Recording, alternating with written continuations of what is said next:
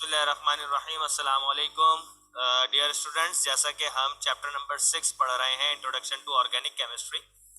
इसके अंदर हम लोगों ने फैमिलीज भी पढ़ ली थी और फैमिलीज के बाद कल हम लोगों ने होमोलोगस सीरीज भी किया था। आज जो हमारे पास टॉपिक है ये बड़ा इंटरेस्टिंग टॉपिक है और बड़ा अहम टॉपिक है। इस टॉपिक का नाम है आइसोमेरिज्म। ठीक है, आइसोमेरिज्म इस टॉपिक का नाम है। लेट्स सी, कल हम लोगों ने किया तो नहीं ये टॉपिक? नहीं, कल हम लोगों ने ये टॉपिक किया नहीं है। होमोलोगस सीरीज हमने किया था, आज हम करने जा रहे हैं आइसोमेरिज्म। आइसोमेरिज्म किसे कहते हैं कि ऐसे कंपाउंड्स, और कंपाउंड्स भी आप कौन से कंपाउंड्स की बात कर रहे हैं? जब ऑर्गेनिक केमिस्ट्री की बात करते हैं तो आप हाइड्रोकार्बन कंपाउंड्स की बात कर रहे होते हैं, सही है, जिसका हैविंग सेम मॉलिक्यूलर फॉर्मूला, इसका मॉलिक्यूलर फॉर्मूला तो सेम होगा बट डिफरेंट स्ट्रक्चरल फॉर्मूला, लेकिन उसका स्ट्रक्चर फॉर्मूला डिफरेंट होगा। अब जरा देखें मॉलिक्यूलर फार्मूला, स्ट्रक्चर फार्मूला क्या होता है। ये जो ब्यूटाइल हमने कहा है ये कहलाता है कंपाउंड का केमिकल नेम या कंपाउंड का कॉमन नेम। ये कहलाता है मॉलिक्यूलर फार्मूला C4H9 और ये कहलाता है इसका स्ट्रक्चर फार्मूला। ठीक है जी, यानी कि ये आएगा आपका नेम, ये है मॉलिक्यूलर फार्मूला और ये है इसका स्ट्रक्चर फार्मूला। तो याद रखिएगा कि आइसोमेरिज्म के अंदर आपका मॉलिक्यूलर फार्मूला सेम होगा लेकिन स्ट्रक्चर फार्मूला डिफरेंट होगा। अब ये स्ट्रक्चर और मॉलिक्यूलर फार्मूला किस तरीके से हम लिखते हैं और हम कैसे कहते हैं कि ये जो है वो डिफरेंट होगा या नहीं, ये हम आपको एग्जाम्पल करके बताएंगे। सबसे पहले तो हम देखते हैं कि टाइप्स ऑफ आइसोमेरिज्म, आइसोमेरिज्म की टाइप्स कौन कौन सी है। नंबर 1 कहलाती है चेन आइसोमेरिज्म। चेन किसे कहते हैं? जो साइकिल फॉर्म में ना हो, ऐसा स्ट्रक्चर चेन स्ट्रक्चर कहलाता है। चेन आइसोमेरिज्म का मतलब है कि चेन स्ट्रक्चर में डिफरेंट होगा, मॉलिक्यूलर फार्मूला सेम होगा लेकिन जो उसका चेन स्ट्रक्चर होगा वो डिफरेंट होगा। इसको हम कहते हैं चेन आइसोमेरिज्म। एग्जाम्पल हम देखते हैं, एग्जाम्पल हम लेते हैं मिसाल के तौर पे ब्यूटेन की। ब्यूटेन का फार्मूला है C4 और H डबल से 2 ज्यादा H10। अब मैं इसके 3 स्ट्रक्चर बना के दिखाता हूं आपको। पहला स्ट्रक्चर, चूंकि ये ब्यूटेन है, अल्केन से ताल्लुक रखता है, सारे सिंगल कोवेलेंट बॉन्ड होंगे। ये तो आपका पहला स्ट्रक्चर हो जाएगा कि चारों कार्बन आपस में स्ट्रेट जुड़े होंगे और उसके साथ हाइड्रोजन जुड़ा होगा। पहले के साथ 3, बाकी सबके साथ 2-2 और आखिर वाले के साथ 3। ये स्ट्रक्चर कहलाता है ब्यूटेन का चेन स्ट्रक्चर। ठीक है, इसको आप यूं भी लिख सकते हैं CH3 CH2 CH2 CH3, सही है। इस स्ट्रक्चर को हम कहते हैं एन ब्यूटेन, यानी कि normal butane, normal chain structure है। अब इसी स्ट्रक्चर को मैं दूसरे तरीके से यूं लिख सकता हूं CH3 CH2 CH2 और एक CH3 में ऊपर ले गया। अब मैं किसी भी पोजीशन पे ऊपर ले जाऊं, मैं इस वक्त तीसरी पोजीशन पे ऊपर लेके गया, मैं बीच वाले से ऊपर ले जाऊं, पहले वाले से ऊपर ले जाऊं, डजंट मैटर, कोई फर्क नहीं पड़ता। लेकिन एक कार्बन आपका ऊपर या नीचे किसी एक पोजीशन पे चला जाए, इसको आप कहेंगे आइसो ब्यूटेन। अब ये है तो ब्यूटेन लेकिन कहलाएगा आइसो ब्यूटेन, क्योंकि गौर से देखें इसका मॉलिक्यूलर फार्मूला C4H10 ही बन रहा है और इसका भी मॉलिक्यूलर फार्मूला C4H10 ही बन रहा है। तो बात वही हो गई, मॉलिक्यूलर फॉर्मूला सेम है लेकिन स्ट्रक्चर फॉर्मूला डिफरेंट है। ठीक है जी। अब मैं एक और स्ट्रक्चर बनाता हूं इसी ब्यूटेन का, यानी कि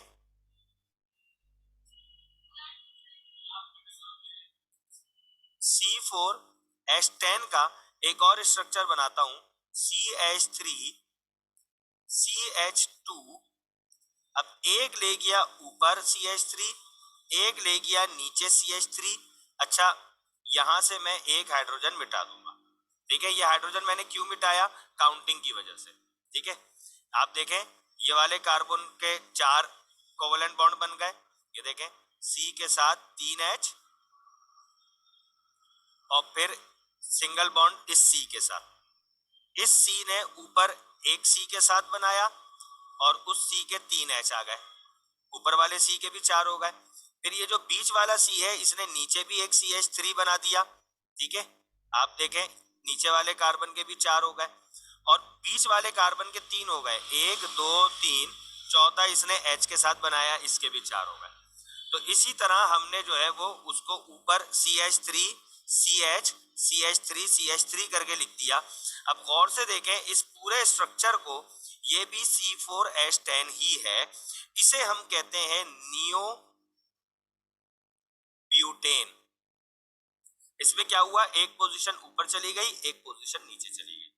तो ये आपके आइसोमेरिज्म कहलाते हैं, चेन आइसोमेरिज्म। सही है, यानी कि है स्ट्रक्चर चेन फॉर्म में, लेकिन एक स्ट्रक्चर जो है, एक स्ट्रक्चर आपका सिंपल चेन है, एक में आपका एक कार्बन ऊपर या नीचे की पोजीशन में है तो उसको आप कहेंगे आइसो, और अगर आपका एक कार्बन ऊपर और एक नीचे है तो उसको आप कहेंगे नियो। ठीक है जी। दूसरा जो आपके आइसोमेरिज्म की टाइप है वो कहलाती है पोजीशन आइसोमेरिज्म। पोजीशन आइसोमेरिज्म क्या होता है कि इसमें हम ये देखते हैं कि हमारे पास हाइड्रोकार्बन के साथ कोई एक एलिमेंट, कोई एक अटैच ग्रुप जुड़ा होता है। यानी कि मिसाल देता हूं मैं आपको, एक एग्जांपल बताता हूं मैं आपको। CH3 CH2 CH2 CH3, ये आपका एक सिंपल स्ट्रक्चर था। ठीक है, यहां से हमने एक हाइड्रोजन कम किया और यहां इसके साथ क्लोरीन को जोड़ दिया। अब ये जो आपको क्लोरीन नजर आ रहा है ये कहलाता है अटैच ग्रुप। अब ये अटैच ग्रुप है तो अब हमें इसका नाम रखना पड़ेगा। अब नाम रखने के लिए हम कार्बन की नंबरिंग करते हैं और ये हम IUPAC के टॉपिक में पढ़ेंगे। नंबरिंग हम कहां से शुरू करते हैं, जहां से अटैच ग्रुप करीब हो, यानी कि यहां से करीब है 1 2 3 4। अब हम इसका नाम रखेंगे कि 2 पोजीशन के ऊपर क्लोरीन लगा है तो 2 क्लोरो, और 1 2 3 4 4 को कहते हैं ब्यूटेन। तो ये आइसोमेरिज्म कहलाते हैं पोजीशन आइसोमेरिज्म। अब इसी का आप देखें दूसरा स्ट्रक्चर यू भी बन सकता है कि CH3 CH CH CH3, अब क्लोरीन यहां लगा हुआ है। अब अगर आप पोजीशन देखना चाहें तो 1 2 3 4, तो नाम इसका वही बनेगा लेकिन स्ट्रक्चर में पोजीशन थोड़ी सी चेंज हो गई। अगर आप इसको चलें एग्जाम्पल यूं कर लें,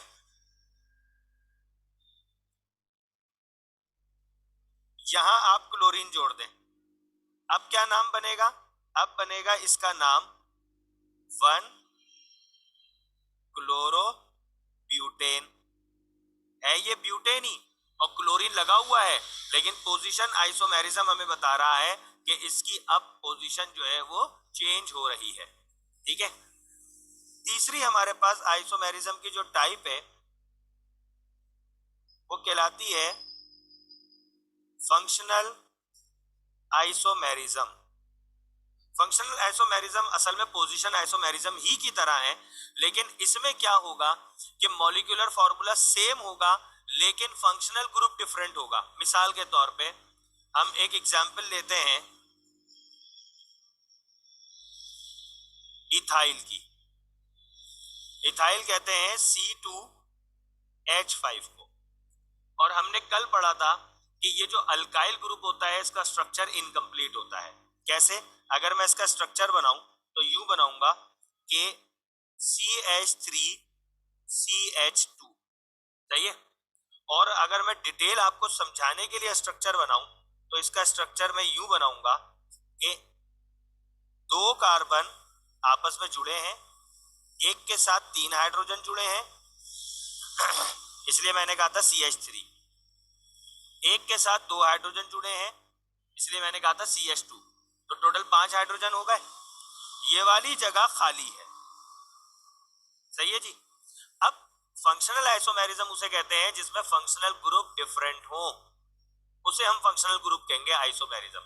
अगर यहां पर हम लगा देते हैं OH तो ये बन जाएगा C2H5OH, इसका नाम बन जाएगा इथाइल अल्कोहल, सही है।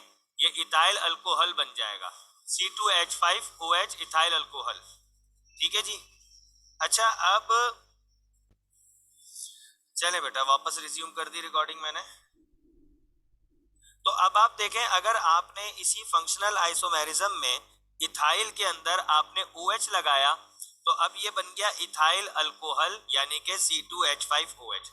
लेकिन अगर मैं इसी C2H5 के साथ O लगाता तो C2H5 के साथ मैं O कैसे लगाता, सही है। तो इसको जैसे आप इसको यूं भी ले सकते हैं ना कि इसको मैं यूं करके आपको समझा दूं कि हमारे पास मॉलिक्यूलर फॉर्मूला होता C2H6O। देखिए C2H6O को एक तो मैं इसी तरह लेके चला गया, सही है, यानी कि आप गौर से देखें C2H6O, एक तो ये फॉर्मूला बन गया, और इसको मैं यूं भी लेके जा सकता था CH3 और इन दोनों के बीच में O लगा दूं, इस तरह भी बन सकता था, यानी कि U स्ट्रक्चर बन जाता है इसका CH3 और बीच में O आ गया, इसे हम कहते हैं ईथर।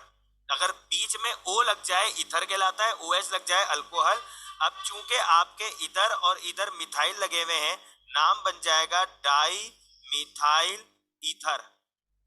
अब आप देखें गौर से, फॉर्मूला एक ही है C2H6O, लेकिन इसके दो अलग अलग स्ट्रक्चर बन रहे हैं। एक स्ट्रक्चर C2H6O को इथाइल अल्कोहल बना रहा है, एक स्ट्रक्चर C2H6O को डाई मिथाइल ईथर बना रहा है, ठीक है। ये कहलाता है फंक्शनल आइसोमेरिज्म, ठीक है।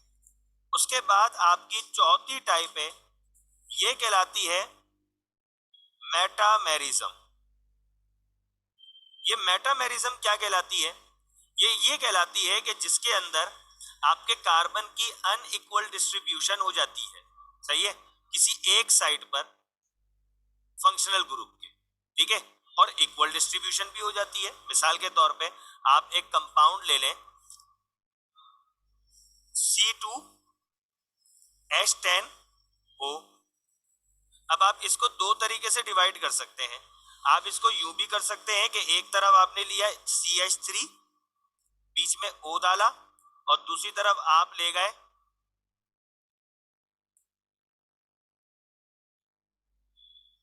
इसको आप यूं कर दें C3 और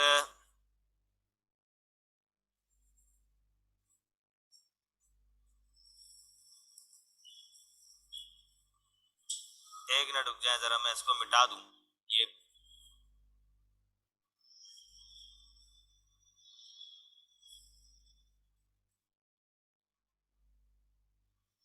C4H10O, इसको आप दो तरीके से डिस्ट्रीब्यूट कर सकते हैं।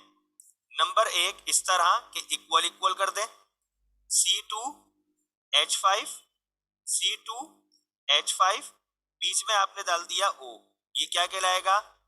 Di ethyl ether. एक तो ये भी हो सकता है। एक आपके डिस्ट्रीब्यूशन इस तरह भी कर सकते हैं कि CH3O और दूसरी तरफ C2H7O, इस तरह भी क्या आप कर सकते हैं इसके डिस्ट्रीब्यूशन। ठीक है,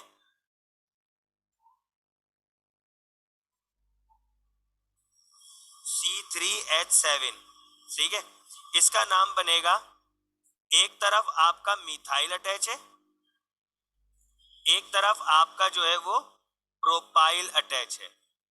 ठीक है, अब इसका नाम क्या बनेगा, इसका नाम बनेगा मिथाइल प्रोपाइल ईथर, क्योंकि बीच में जो O आ रहा है इसको हम ईथर कहते हैं।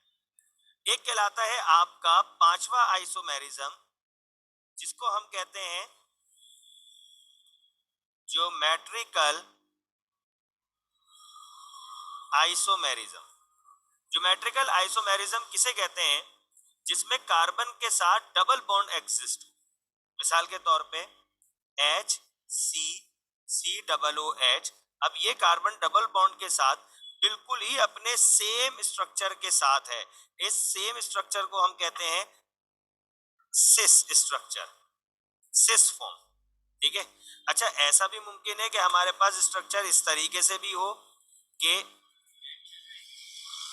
कार्बन डबल बॉन्ड के साथ जुड़ा हुआ है लेकिन नीचे स्ट्रक्चर उलट है, इसको हम कहेंगे ट्रांस स्ट्रक्चर, इसको हम कहेंगे ट्रांस स्ट्रक्चर। ठीक है जी, तो ये हमारे पास जो है वो आइसोमेरिज्म है। अच्छा जी, अब हमारे पास एक नया टॉपिक आता है, उसको हम कहते हैं IUPAC। ये IUPAC की फुल फॉर्म क्या है? It is international union of pure and applied chemistry. इस रूल के तहत हम किसी भी केमिकल स्ट्रक्चर फॉर्मूला का नाम रखते हैं और ये नाम सारी दुनिया में एक जैसे चलते हैं। अब इस रूल को समझना बड़ा जरूरी है। सबसे पहला रूल क्या है, ये हम रूल्स यहां लिखते हैं। सबसे पहले तो आप लोकेट करें, locate the longest carbon chain. हम सबसे पहले तो जो है वो रूल्स लिख लेते हैं, फिर इन्हीं रूल्स को मद्देनजर रख के हम किसी भी कंपाउंड का नाम रखेंगे। सही है, तो सबसे पहला रूल ये होता है कि लोकेट दी लॉन्गेस्ट कार्बन चेन। आप सबसे पहले तो भाई कोई लॉन्गेस्ट कार्बन चेन को आप लोकेट करें, आप ढूंढें। ठीक है जी, अच्छा जी, इसके साथ साथ दूसरी चीज क्या है हमारे पास जो भी ऑर्गेनिक कंपाउंड होगा उस कंपाउंड के अंदर हम सबसे पहले लॉन्गेस्ट कार्बन चेन को ढूंढेंगे। ठीक है, उसके बाद हमारा जो दूसरा रूल है वो है नंबर द कार्बन एटम। आपने कार्बन एटम को नंबर देना शुरू करना है। अब इसके भी कुछ उसूल हैं। Where the branch is near, जहां कोई भी अटैच ग्रुप करीब हो, सही है, वहां से आपने नंबर देना है। सही है, तीसरा है कि अगर कोई अल्काइल रेडिकल है तो आपने उसकी पोजीशन भी बतानी है, पोजीशन ऑफ अल्काइल रेडिकल। सही है, आपने अल्काइल रेडिकल की पोजीशन भी बतानी है, जैसे मिथाइल लगा हुआ है, इथाइल लगा हुआ है। ठीक है, वो आपने बताना है, क्योंकि भाई आपके पास वही अल्काइल जुड़ा हुआ होगा ना। अगर कोई आपके पास फंक्शनल ग्रुप नहीं है, अल्काइल जुड़ा हुआ है, तो आप उसी अल्काइल ग्रुप के साथ बताएंगे जो पोजीशन में अटैच है। ठीक है जी, चौथी चीज आप ये देखें कि नंबर्स जो हैं वो कॉमा से, ठीक है, और ग्रुप जो है वो हाइफन से यानी कि डैश से हम अलग करेंगे।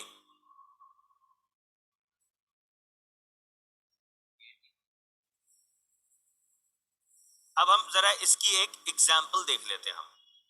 अब हमने ये जरा 4 रूल्स देखे, अब इन 4 रूल्स को मद्देनजर रखते हुए एक इसकी जरा एग्जाम्पल कर लेते हैं ताकि हमारे जो है वो बात प्रॉपर तरीके से समझ में आ जाए। फिर उसके बाद जो है वो हम मजीद इसको आगे बढ़ाएंगे। ठीक है जी। जैसे मिसाल के तौर पे हम एक स्ट्रक्चर लेते हैं CH3 CH2 CH CH CH CH CH3, सही है। अब यहां हमारे पास CH3 अटैच है, यहां हमारे पास C3H7 अटैच है, यहां हमारे पास CH3 अटैच है और यहां हमारे पास CH3 अटैच है। ठीक है। अब हम क्या करेंगे? अब हम सबसे पहले लॉन्गेस्ट कार्बन चेन देखेंगे। लॉन्गेस्ट कार्बन चेन हमारे पास ये वाली है,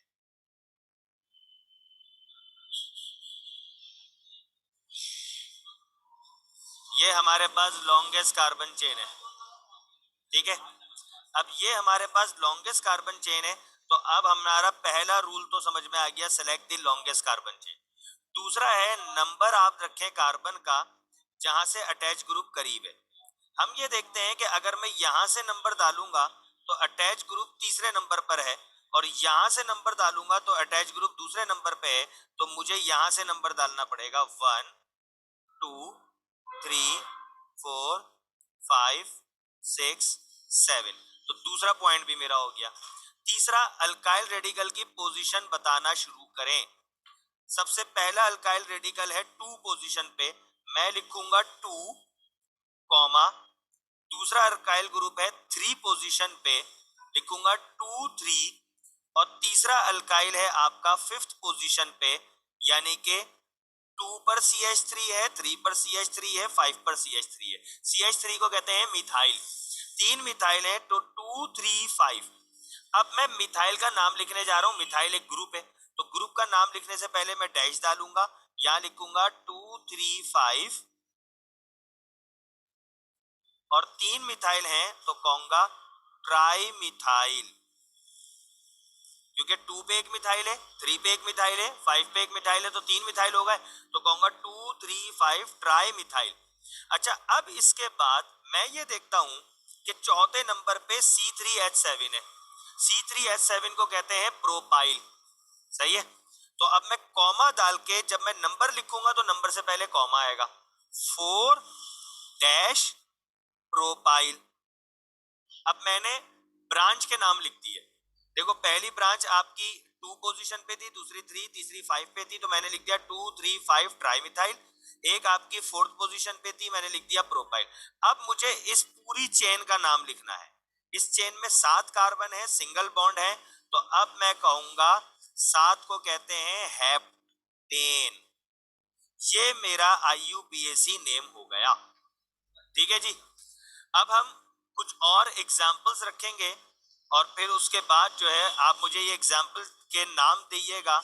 CH3 CH2, इसकी चेन दे, इसकी आप वीडियो देखने के बाद इसका नाम देखिएगा। नाम लिखने के बाद मुझे व्हाट्सअप करिएगा, ठीक है, कि इसका नाम आपने मुझे बताना है। ठीक है। इन्हीं रूल्स के तहत आपने मुझे इसका नाम बताना है। मैं आपको नेक्स्ट क्लास में इसका नाम बताऊंगा, लेकिन आप मुझे उससे पहले व्हाट्सएप के जरिए बता देंगे। ठीक है। तो आज के लिए इतना काफी है।